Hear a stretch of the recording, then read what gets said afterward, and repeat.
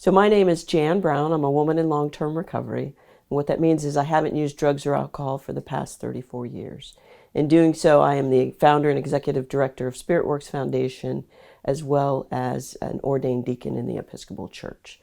Today I've got Allison Bellamy with me, and we're going to talk a little bit about your direct experience as a woman in recovery, as a mom, as a person who has the experience of being a client in the Department of Social Services, as your role as a woman in recovery, and kind of where you want to go now, and especially when it comes to being a peer and the value of peers in the role and in the arena of the Department of Social Services. Is that okay? That's good with me. Perfect. So first, tell me a little bit about you. I'm 33 years old. I am the mother of 4 beautiful children. I have 2 girls and 2 boys. I am actually new to the recovery field. I experienced recovery for the first time while incarcerated. I graduated 2 programs. I was shown that is a vast amount of resources out there provided to women that want to be in recovery, that want to be good mothers, that want to get back and rehabilitate themselves and get back into just being productive citizens. And I'm new to this thing, but I'm determined, and I just want to create some pathways for women that are just like me. Sure. So talk a little bit more about your experience with the Department of Social Services. Okay, well, it hasn't always been a very good one. And back in 2008, I had just had my oldest son, Riley, and his father and we fought horribly, and he put his hands on me. And one night in particular, Riley was like 8 days old, and he beat me so bad in the kitchen. The cops were called. Haley and Riley were in the house. His mom, we were staying with her at the time, and social services was called, and they stepped in and they took our kids. They took the kids from both of us, but placed them in her home where he lived because he put his hands on me. And so that was my first interaction with social services, and I was not a very compliant client. Mm-hmm. I felt very singled out because I was the mother. Okay. And that I had all these hoops that I had to jump through. I had to go to anger management. I had to go to parenting classes. I had to do the supervised visits, and yet none of those things were requirements for their father. Mm-hmm. Were you offered treatment, or what role did alcohol play at that time? Any? Well, he was drinking mm-hmm. all the time. And because I just had the baby and we had a couple drinks that night, that alcohol was the issue. Okay. And so that's when they said that alcohol was a problem. So you weren't offered treatment or help or anything during that time? No, I was actually court ordered to go to the Colonial Behavioral Health in Yorktown, which I completed that, and I actually did 2 rounds of that because I liked it so much the first round that I went ahead and I did it again because I was learning things and connecting some dots of some things that were going on in my life that I had no understanding of. Growing up in the household of, my mother is an addict, my dad was an alcoholic, so those kind of things, like I was exposed to a different lifestyle. I grew up over a bar, so some of the things that I thought were normal, were not. Yeah. And I did not have family support back in those days. Okay.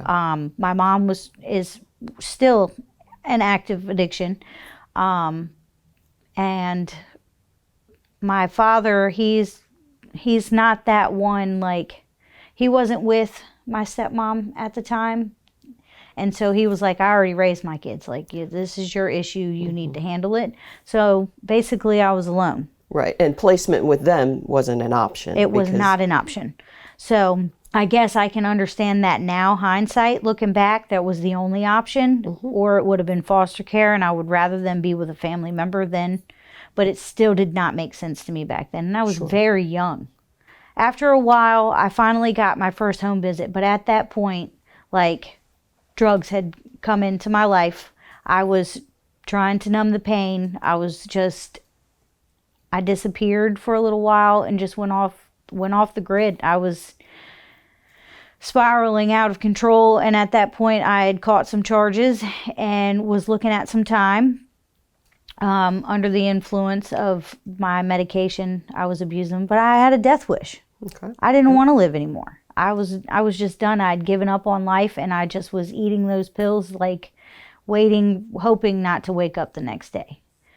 December 2010, I had completed my case with social services, and they told me that all I had to do was petition the courts and I could apply for my custody back. Devastating blow, went to court, and I got a 3-year sentence, and was only expecting to get 6.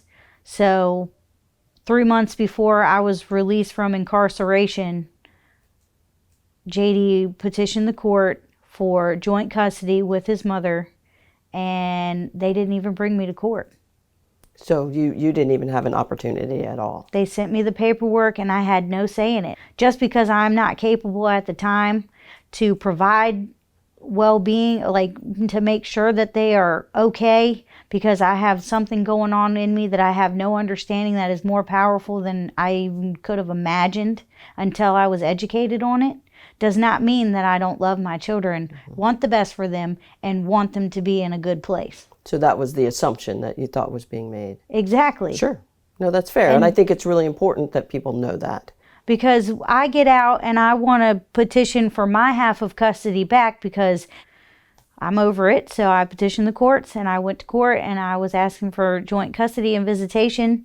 And I had to go through so many hoops. They had to contact probation. They had to contact my employer. I had a CASA worker come to the house, had to come make sure all the electrical wires are put away and cabinets are covered and baby proofed. And you didn't do all that when you gave him custody, when he petitioned for it. Yeah. And I just didn't understand a lot. And I was very young. Mm-hmm. I did not have a mother figure, a role model as what it takes to be a mom. So maybe offering parenting classes or the substance abuse classes and all of those resources, anger management and everything I had to go through in order to even accomplish it before my children were taken from me. Mm-hmm. Yeah, and I think ultimately the kind of the understanding from the DSS side of what all of this stuff means. And one of the things, again, I think having a peer who could interface between you and the people on the other side would have been really helpful. Absolutely. And I think it's one of the reasons that you want to go into being a peer in this situation. Yes, because nothing helps more than understanding who and what and why you are. I was picked up for a public intoxication. One of the people that were at my house had overdosed, and I went outside into the parking lot to go and check on her. I was at home in my apartment when that happened, and I went downstairs to go and check to see if she was okay. And bad reputation, there it is again, that stigma with the Pocosin Police Department, and they arrested me. And so when I arrived at the jail, the arresting officer he grabbed me by my hair and slammed my face into a wall.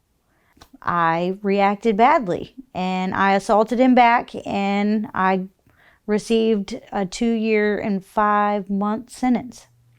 When you have violent charges, even though you're under the influence and substances play a part in it, it's still a barrier. Mm-hmm. And so that hinders you from being able to go to recovery houses or get those resources that are provided. Whereas if you were just possession or, crimes of that nature, then you would get those. So the judge won't sentence you to a recovery house because of a violent charge? Yes.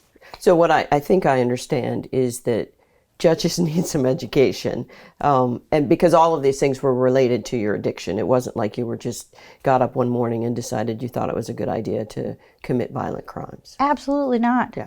Okay. And like another thing that I feel like it stems from is from the PTSD from being in that abusive relationship for 3.5 years. I had a man that tried to take my life several times. A good assumption, but then again, I'm not a psychiatrist either. So I don't know the So answer still to that. a lot of holes that Exactly. And I'm just trying to learn a little bit more about everything so I can piece some things together to make sense of my life and so that I can be more self-aware so in future I can make better decisions. right. Well, the biggest one being not using. Exactly. That's number one. So what changed in you? Because you had to come alongside and say, yeah, I'm going to do this.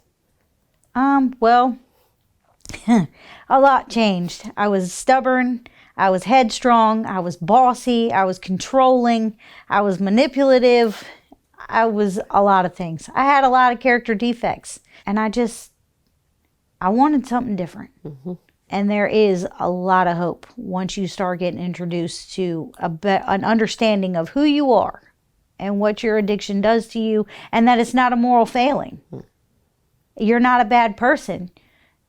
You just made bad choices, and those things can be rectified, and you can rehabilitate, and you can be a productive citizen. You can get your children back. You can be successful. I want to advocate for women. I want to advocate for recovery. I want to advocate for anyone that has a violent crime that was under the influence to just throw someone in jail and think that you're just going to miraculously come out and do something different. Well, here you go. Here's your time. You're getting out on this date. You don't have a car. You don't have a job. You probably don't have any reputable people in your life. And we don't really care about that either, but check into probation in 72 hours. We don't care how you get there. Good luck. So again, that's where a peer can come in. Absolutely. The people that support you, that support network is like number one, community. And people that are going to lift you up and not break you down, because already mentally you're incapable of dealing with things unless it's in a process. And you have to have people that understand that process, that have been through that process, have walked that walk.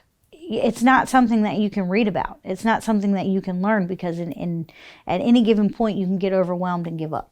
Recovery is attractive. Once people start seeing that things are happening in your life and you're doing things, they want that. It draws them in like, okay, now she looks different. She's walking different. Her head's a little higher.